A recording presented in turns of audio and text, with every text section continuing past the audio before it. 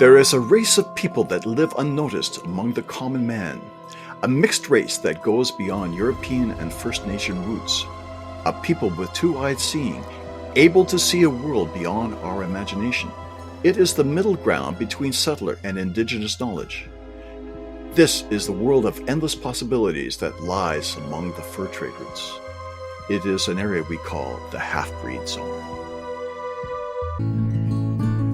Hello, my name is Samantha Loney, and welcome to the Traveling Métis podcast, a podcast designed to explore Métis culture. This is the 5th and final episode in the season, so if you haven't listened to the other episodes, you have a lot of catching up to do. But don't worry, you can always go back and enjoy the episodes at your leisure. Today's show is all about storytelling. Throughout the series, you've heard some stories in the form of sketches and some stories told in the interviews. In case you haven't clued in, Métis people love telling stories. That's just what we do. So today, we have 2 guests, Métis filmmaker Jack Belhemeur and Métis actress Olivia Lucas. They're here to discuss Métis storytelling. So grab a snack, sit around the fire, and get ready to enjoy some Métis stories.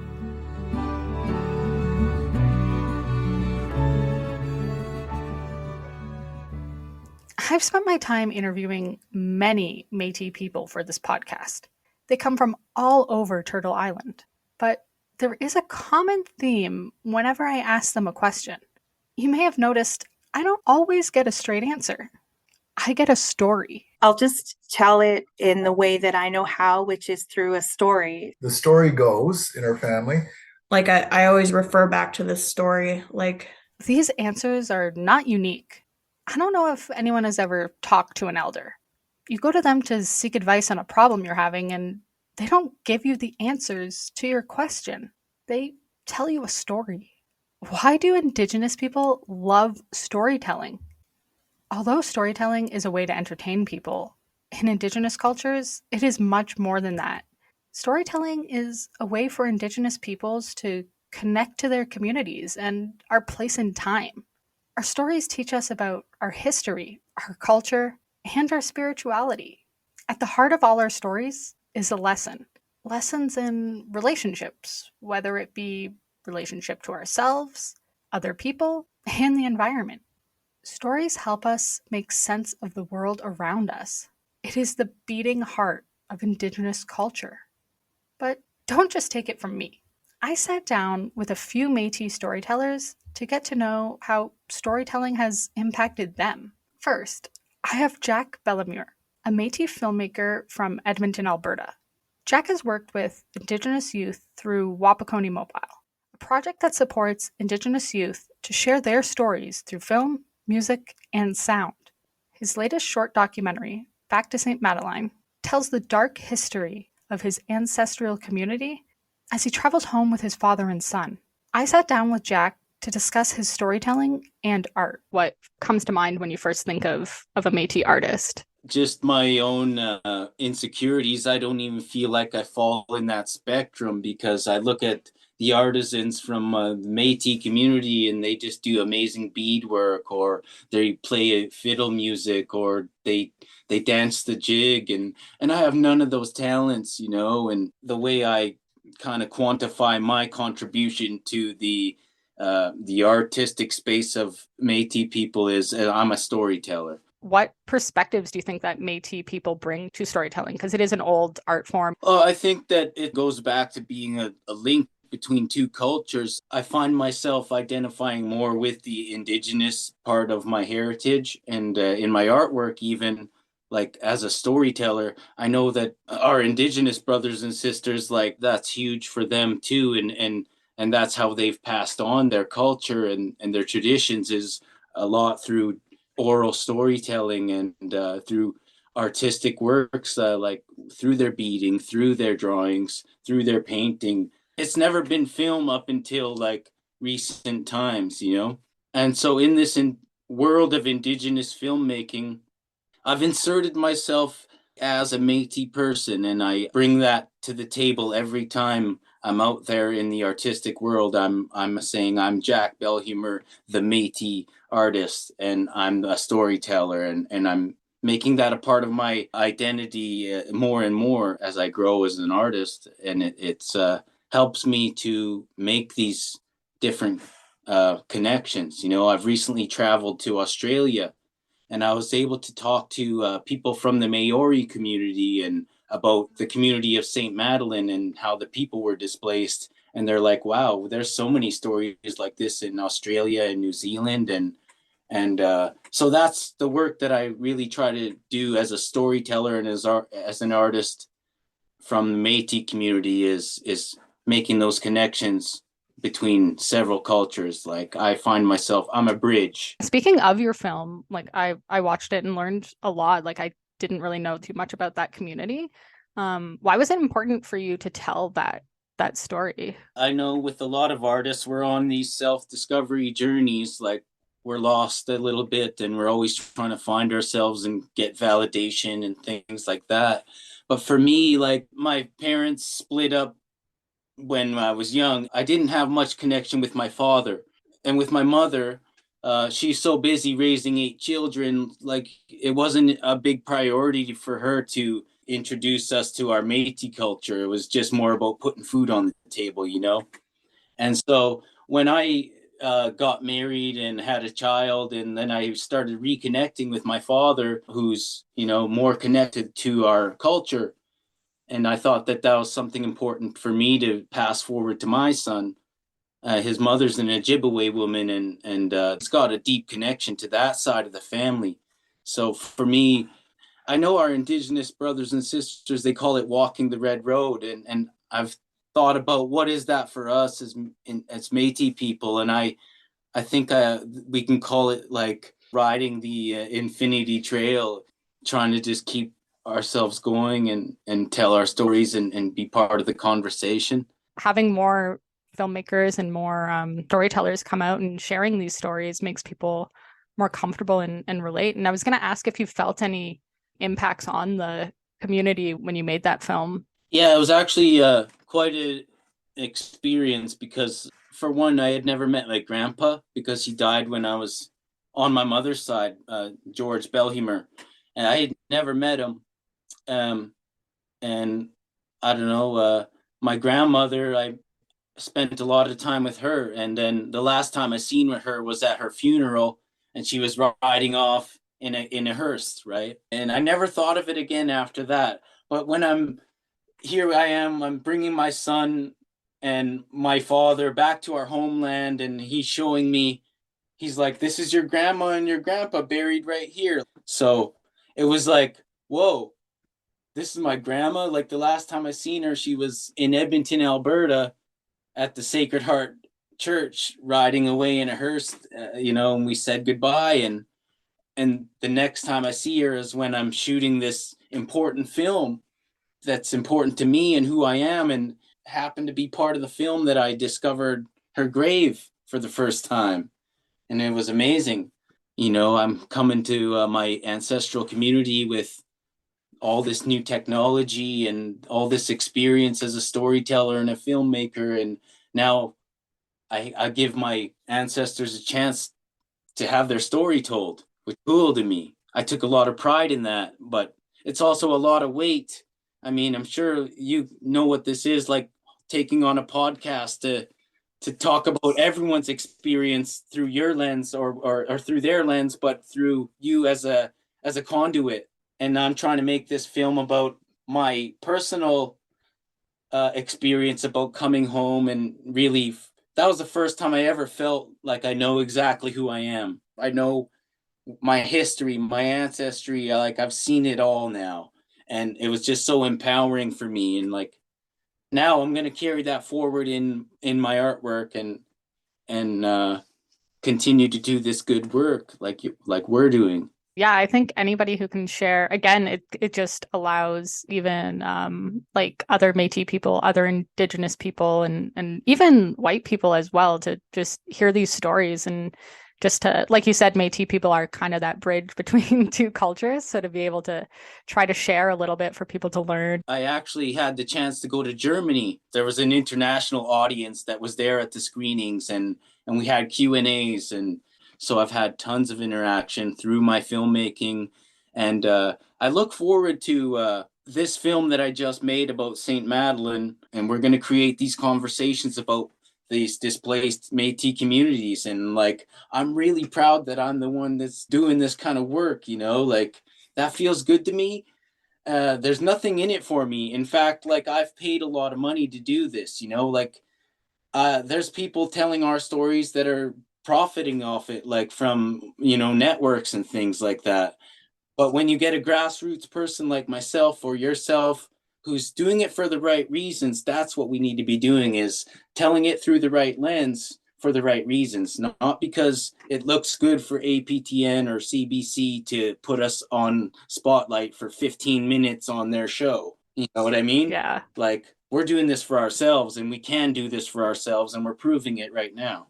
I think you can tell, and you've probably noticed this, yeah, when you're watching films and when it is done for the right reasons and when it's done from those perspectives of just trying to better the community and share the community's stories. Like, you definitely can feel when a person has that connection. And like, just to go back to your story about you going all the way to Australia, right? Like, Indigenous peoples around the world can now see what other Indigenous communities are like right here. And so then they can relate and sort of gain that sovereignty. I agree. And as an artist who, if you get to be the one who travels to those places, then it's a chance for you to represent. So I travel a lot. Like I've said, I've traveled to Germany. I go back and forth to Montreal a lot. So I work with the Francophone community like a ton, especially in the Indigenous Francophone community in Northern Quebec, like a lot of different types of people that I never would have got to connect with if I wasn't a filmmaker. I would have not even had the chance to talk to them, but just through these connections, through storytelling, and they're telling me their stories, like, it's powerful. Have you noticed, because it's relatively, I guess, new, this new genre of Indigenous filmmaking, do you see like a different perspective and sort of like a different technique? Yeah, let me tell you a few things about that. So before, a lot of the Indigenous content that you would see in cinema was based on our traumas, like about how we were oppressed, this and that. Now we've said a lot of that, and a lot of that stuff has been made, and people are getting to know the picture because of that work. But now there's a whole new generation of Indigenous filmmakers who are working in different genres. They're making comedy, they're making sci-fi. So, you know, it's not just all based in that old, you know, telling the history. Now we're moving on, and they're like creating whole new things. So for instance, I working with the Montreal Opera, and what we're doing is creating an augmented reality film that is an opera, but it's two Indigenous singers who wrote it, who wrote the music. Opera was originally like for rich white people, you know? And here we are, like through myself and other Indigenous artists, we're integrated with them now, and we're like making our voices heard. It's kind of like how there's like the land back movement. There's almost like the film back movement. Now we're taking our stories back and we're making these films, and we're not letting like Hollywood sort of, yeah, put this image of what Indigenous life is like and what Indigenous people are. It's, we're going to tell you ourselves. There's so many different nations. I think often a lot of people just think of Indigenous people as this like one group. And a lot of filmmakers are able to show that this is a story from this specific community. Like, it's not just a broad, this is what Indigenous people are anymore. Yeah, and additionally, like, we're our own market now. I work in film festival adjudication, so I'm a juror at like several different film festivals, and I'm adjudicating the Indigenous films and documentaries. And so I see what's being made, and like stuff is just evolving so fast. The animations are getting so strong. Like, Indigenous content is just created this whole new market. Like, even at the film festivals, there's literally like a growing market of just film festivals that are geared just towards Indigenous films. You know, like there used to be like a small amount. Now there's an entire handful. And even the major film festivals, they now have a category for Indigenous films. Is there anything, just as like an Indigenous artist, that you want people to sort of know about like Indigenous filmmaking or about your work? I had worked on a documentary, this one, St. Madeleine, and it took a long time. So I was editing that day by day and just reliving that story, and just it can weigh on you. So be mindful of your creative process and don't let it wear you down or let you experience burnout. Like if you're not enjoying it, then you need to take a break.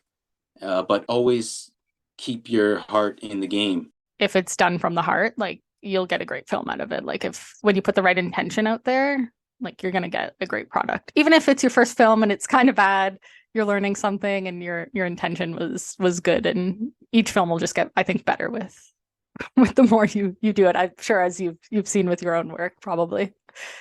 Absolutely. And I just want to also end by saying that I'm really impressed with the work that you're doing. And the minute I seen that someone was doing this work, I'm like, oh, this is great. This is what we need. We need, because I've never seen a Métis podcast yet. Like, but so this is, maybe they're out there, but this is the first one I've discovered.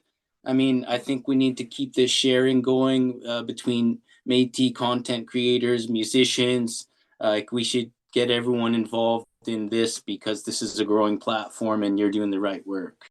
Yeah, no, I definitely am doing this. Yeah, also to inspire more Métis people, because like you were saying, I went out and I was like, oh, there's nothing Métis out there really, unless it's done by like some Métis nation, and then it's like old school and it's not as like entertaining. It's a little bit political when it's done by them, but when it's just a Métis person, then it's a little bit more pure. Sorry to say, but like the Métis Nation will represent itself as a political thing, and that's great. We need that, but we also need us artists just shooting the breeze and getting the issues out. Jack reminded me of a great point.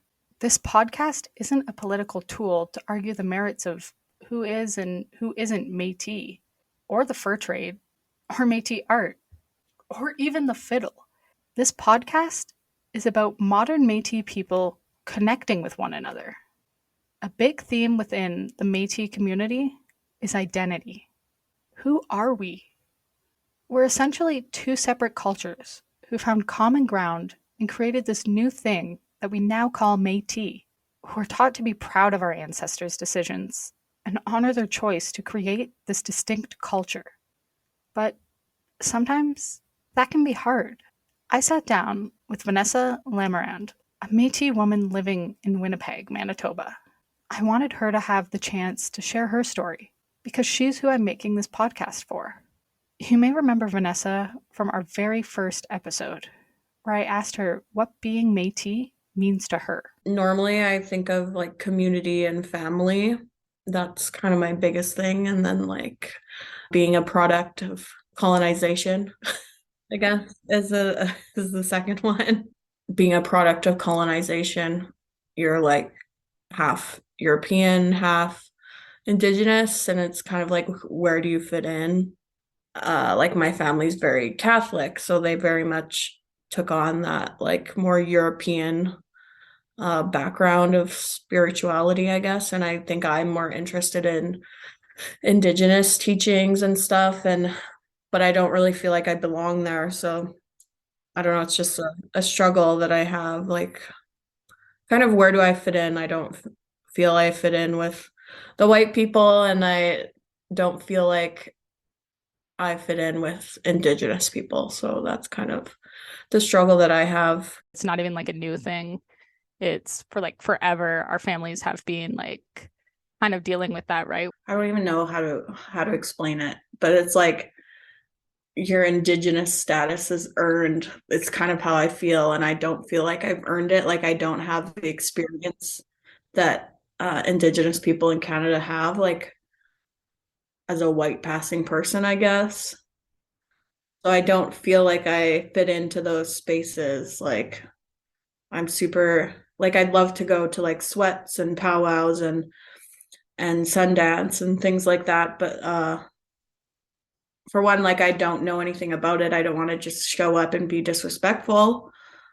But also, yeah, I just don't feel like I belong or am invited. I just kind of want to like sit down with somebody and like kind of like be taken under somebody's wing and like exposed to it all, I guess. But I don't really have an answer of like how to integrate Métis folks. I think it's, yeah, I was always taught like by some of like my elders and stuff. And it's like, as Métis people, like background, it's like you kind of have this responsibility to sort of bridge those two worlds and stuff like that, where it's like once you gain like the confidence in your community, it's like, okay, how can we help our First Nations like brothers and sisters? Everyone be quiet. Here comes the half-breed. Hi, Anika. What's everyone laughing at? You. You wouldn't get it. It's an indigenous thing. I'm indigenous. I'm Métis. No, I think you'd be more comfortable playing with the white kids. Can I play with you? My mom said I can't play with any native kids. I'm Métis. I'm only half native. Nah, she says that's worse. I don't get it. I can't do anything with anyone. I don't have much to offer you, Creator. But I found this shell, and if I give it to the ocean, will you promise to find me someone to hang out with? Ow! Who's that? The nerve of some people. Who threw this freaking shell at me? I did. Sorry. Should have figured it was a human. Typical. Excuse me. Ma'am, what are you? Like some sort of fish? I'm a freaking mermaid, kid. I'm not a fish or a person. I'm some kind of sea people, I suppose. Half and half. Hey, that's like me. That's terrific, kid. I hope life treats you well. See you later. Wait, maybe I could come under the water and hang out with you and the other fish. I ain't a fish, kid. And trust me, you don't want to be with the fish. Sure, you can swim with them, but they'll never respect you. And why should they? Look at me. I've lived a pretty privileged life. I can emerge from the water whenever I want for air while they're stuck down there dodging freaking hooks and fishing nets. Hey, let me loose. I'm not a fish. Show off the good air. They'll understand when puberty hits. If the fish don't like you, why don't you come up here and live with the humans? That'll never work either. I'll always have this fin. Besides, haven't you sort of tuned into the fact that the human race is frickin' nuts? Yeah. You can't go on wishing to be someone else, kid. You've got to embrace who you are. Once you do that, then your tribe, they'll find you. Now, I've got to go back down under the sea.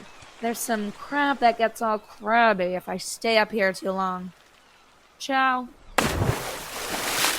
Tatsi, wanna make a sandcastle? Hey, are you Métis? Me too. One of the reasons I started this podcast and why I wanted to do it was just to sort of like share Métis people's experience for like Métis people and non-Métis, like First Nations communities and stuff like that, to like sort of hear kind of like what you're saying too, where it's like, oh, like sometimes we don't feel welcome, but you do want to be respectful of like First Nations people and like everything that they've been through as well too, right? Do you think there's a way that like Métis people can try to like fit in? Like I know you're still looking for that. I don't know, like I know people that are very in touch with like First Nation teachings and things like that, and I'm just like, how do I get in on it? And like those people are very like First Nation looking, and I'm just like, is it just because you look like that you're just welcome?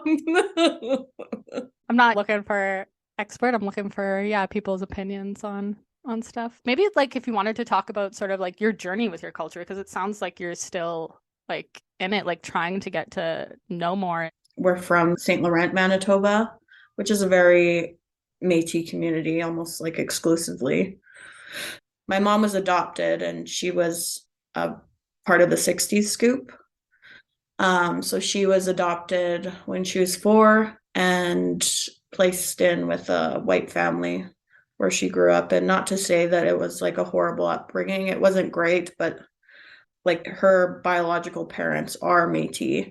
So she didn't really grow up with that sense of community that I did on my dad's side. She wasn't aware that she was scooped until like everything came out with the First Nations settlement for scoop. That's kind of where she learned that, oh yeah, that happened to me. And And now I work for a Métis organization here in Manitoba, and I work for 60 Scoop survivors and residential and day school survivors. So that's like a huge part of my identity, is kind of reconciliation. Like I always refer back to this story when we're in school and we have to do like projects on like our ancestors and where we came from and our culture. Like I wanted to do it on my mom's side. So I was like, where are our ancestors from? My mom's like, oh, well, great grandma is from Belgium. And then like looking back, I'm like, well, you're adopted. So no, my ancestors aren't from Belgium. They're from here. You wouldn't have been part of the 60s scoop if your ancestors were from Belgium. Yeah. My mom definitely struggles with identity stuff and a bunch of other things that come from being scooped. My work is a big part of who I am right now anyways.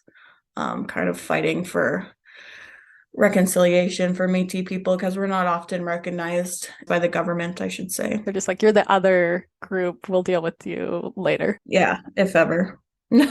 I was always taught like by some like my elders and stuff, and it's like as Métis people, like you kind of have this responsibility to sort of bridge those two worlds and stuff like that, where it's like once you gain like the confidence in your community, it's like, okay, how can we help our First Nations like brothers and sisters? Yeah, like I personally need to gain that confidence. Like I am Indigenous. I do belong here, but that's just an internal battle for me. Historically too, the government has pitted like First Nations and Métis people sort of against each other just because of the fact that it's like, oh, you're Métis, well, you're also white, like you're a white person now, so I think it's not your fault.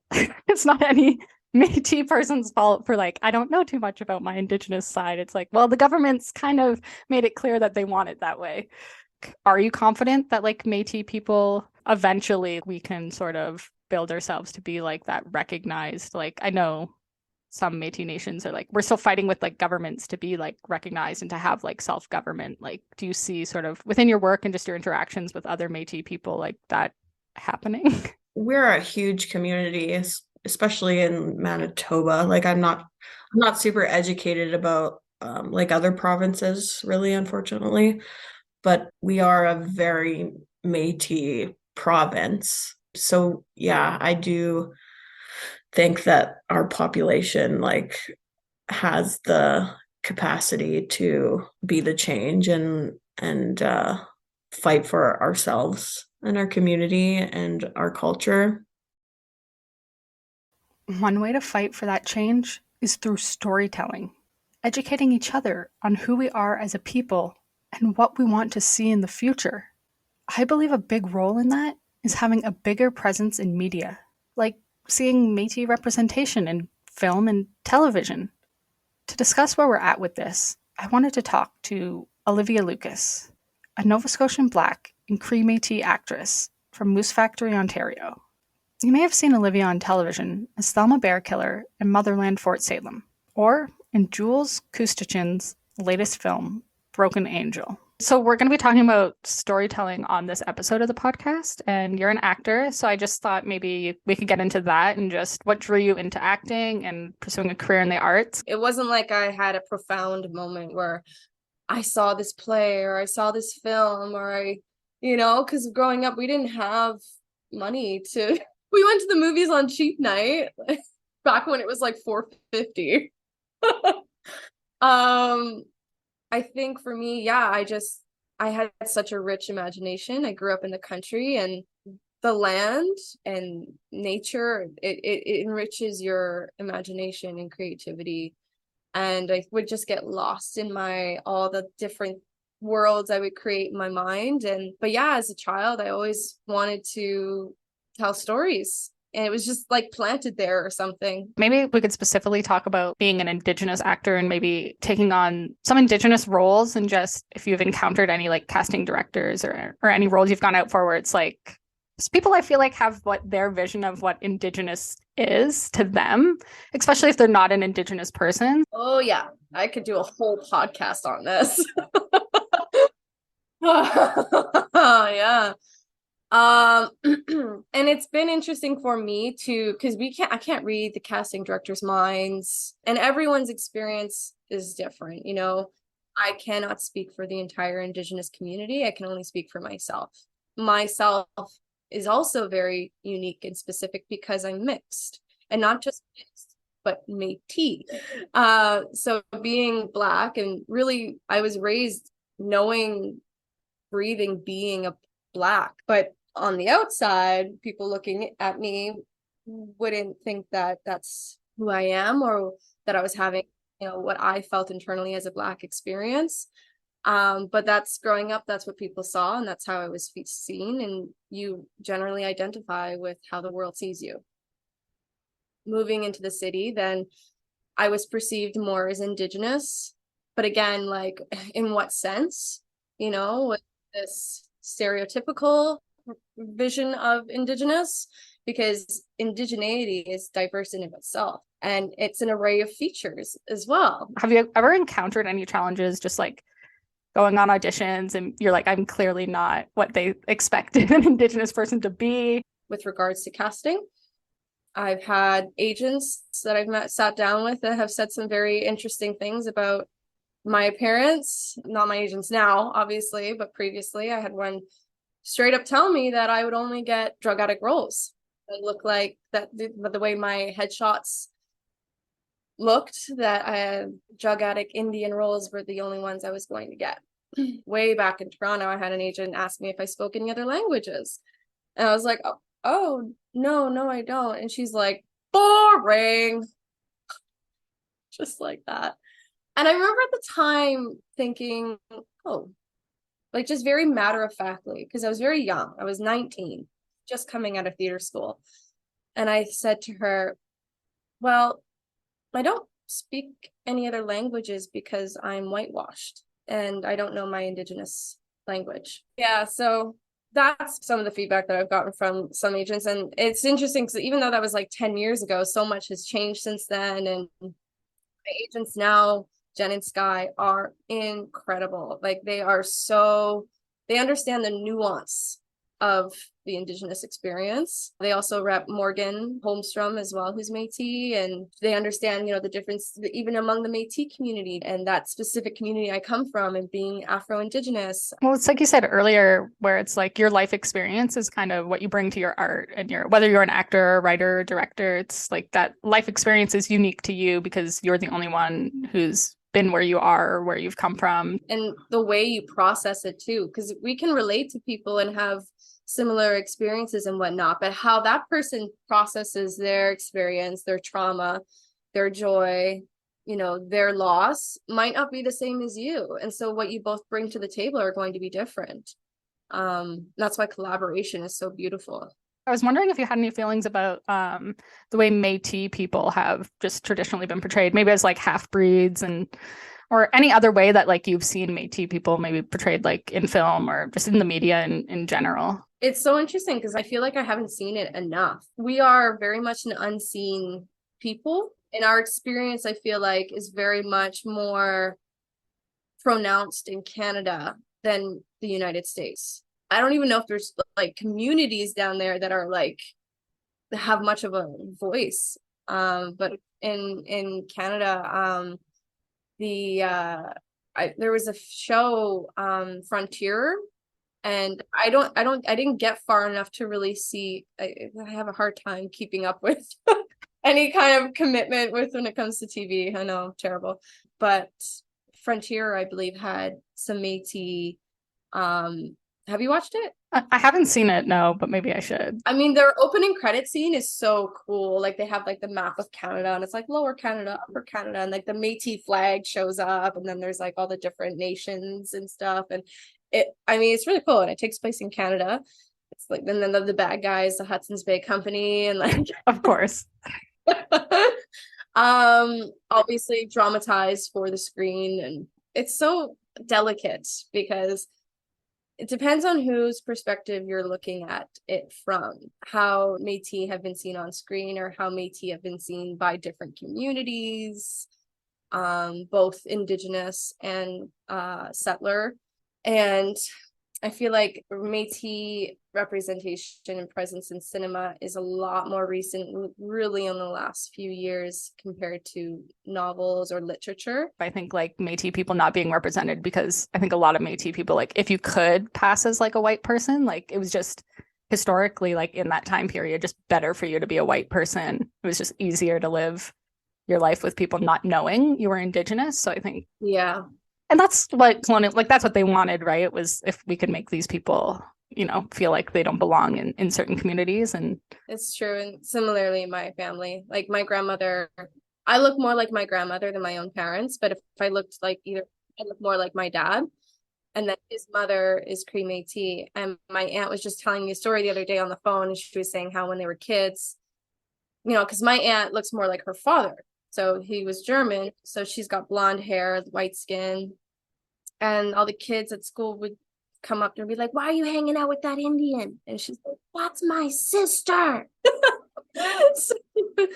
But yeah, it's just so, and then I look like this. And then my elder sister, my eldest, she's your complexion. A family of Indigenous people can look all different colors.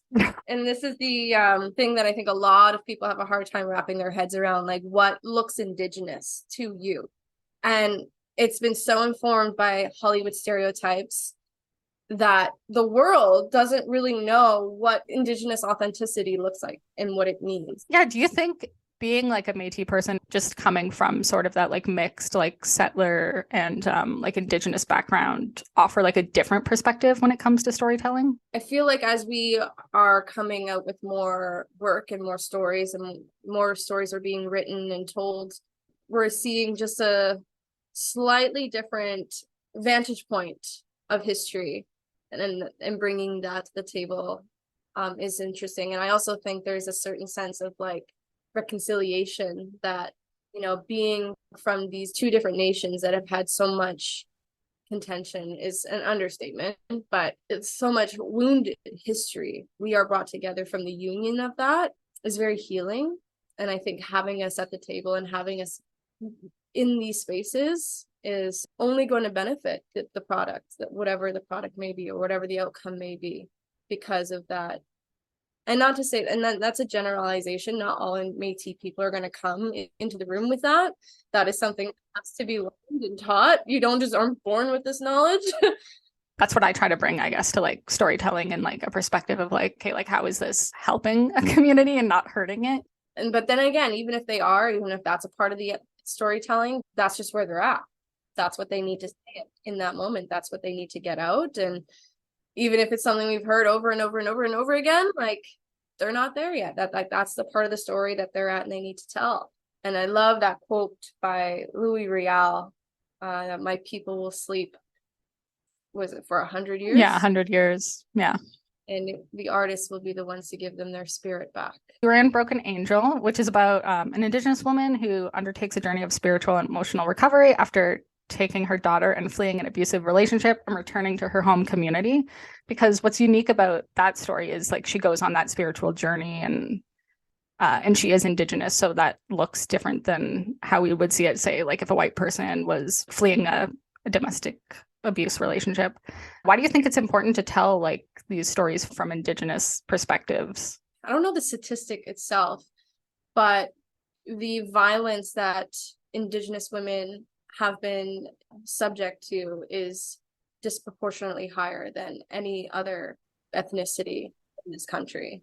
Like the exotification and sexualization, fetishization, and objectification of Indigenous women. And so naturally, when you are seen lesser than, you are going to have more of a target on your back. Predators will, if they see a white woman or an Indigenous woman, they will choose the woman of color because they are more likely to get away with what they're about to get away with.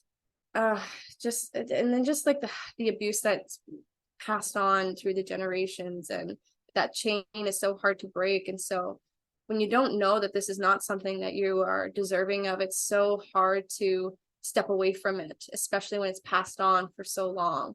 Another acting question, if you have like advice for how to like portray these stories in like a respectful and honest way. I think it comes back to doing your homework and doing your research as an actor. Every good actor will do that. So if you don't know the language, learn it. And who are you learning it by? Because, for example, on Motherland, I had to speak Cherokee a little bit, tiny bit. And they had a coach there, a vocal coach and language coach as well, who was white. And I wanted to understand the chain of communication and where he was getting the direct translations from and whatnot. So he went to a Cherokee language holder. He would get the teachings from her, get the recordings, and then he would bring it to us. Do you like prefer taking on like the roles where you're like, oh, like I really get to like dive into my culture? And no, I get super excited when I see something that's like, oh! Like, I don't know if you know about Shadow of the Rougarou. I auditioned for that, and the character is like Metis from Red River, and she's part of like the rebellion, the Louis Riel rebellion, and she goes back home. I think she's like trying to get recruits and stuff, and like that whole journey of her going home, and it's really great. It's so good. But when that audition came my way, I was like, heck yeah! It would not be a proper episode on Métis storytelling if we didn't tell you the tale of the Rougarou.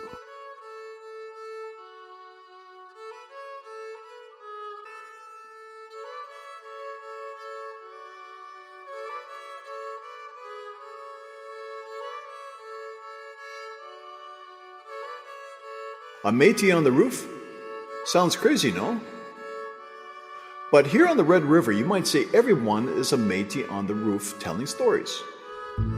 The stories from our native mothers mixed with tales from our French fathers, just like us. One tale we tell is of a Métis werewolf, a Rougarou. And how did we weave such a tale? That I can tell you in one word: tradition.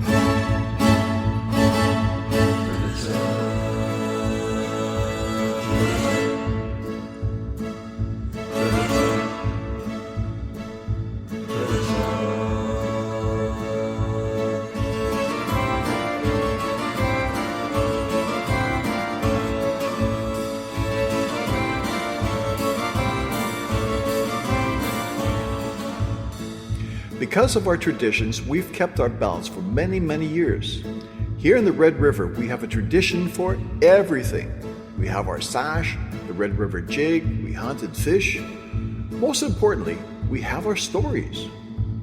For instance, the story of the Rougarou teaches us to stay in line with our Métis values. You may ask, how did this tradition get started? I'll tell you. I don't know.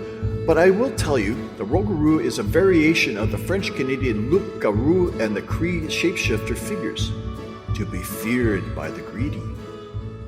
Ha! Look at this buffalo meat. I'll take it back for ourselves. Who's out there? Show yourself. Be a man. You're not a man, you're a beast.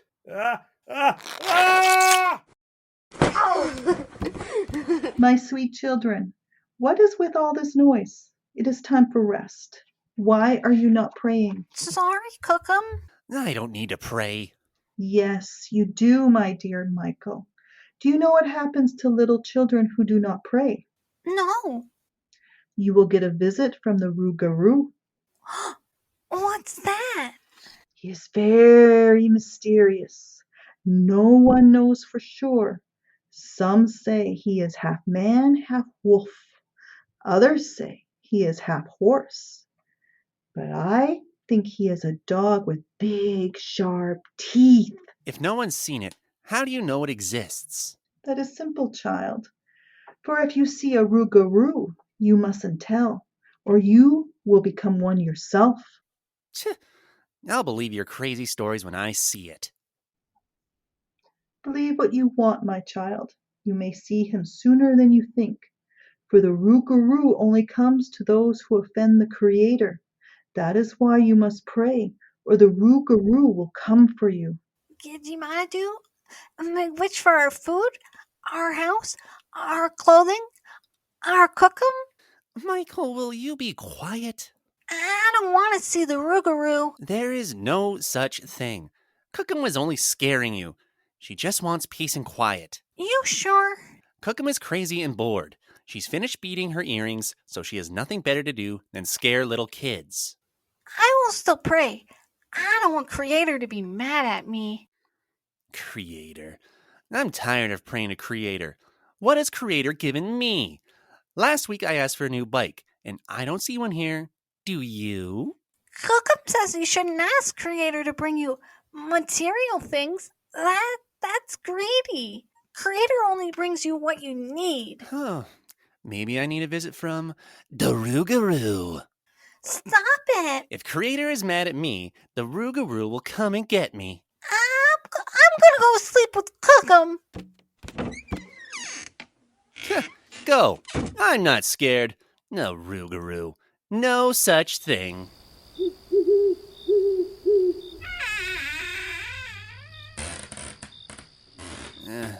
Michael, is that you? Is Cookham snoring again? Michael?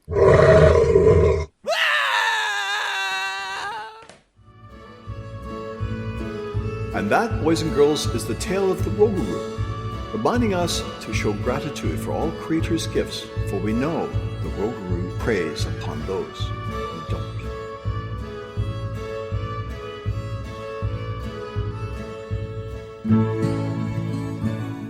That's the end of our show, folks, and 5-part series on Métis culture. Thank you to our audience for listening. Once again, I am your host, Samantha Loney. I wanted to thank our guests on this episode, Jack Belhemeur, Vanessa Lamirande, and Olivia Lucas, for sharing their knowledge and stories with us. I also want to thank Etienne Beausoleil for providing the music in this episode. This episode was written and directed by Samantha Loney, edited by Cassidy Villabron-Baracus, and produced by the Métis and Me program, with support from our sponsors, the Barrie Simcoe Métis Council, along with the City of Barrie. See you on the road, wherever the Traveling Métis podcast takes us. Remember to like and subscribe to the podcast.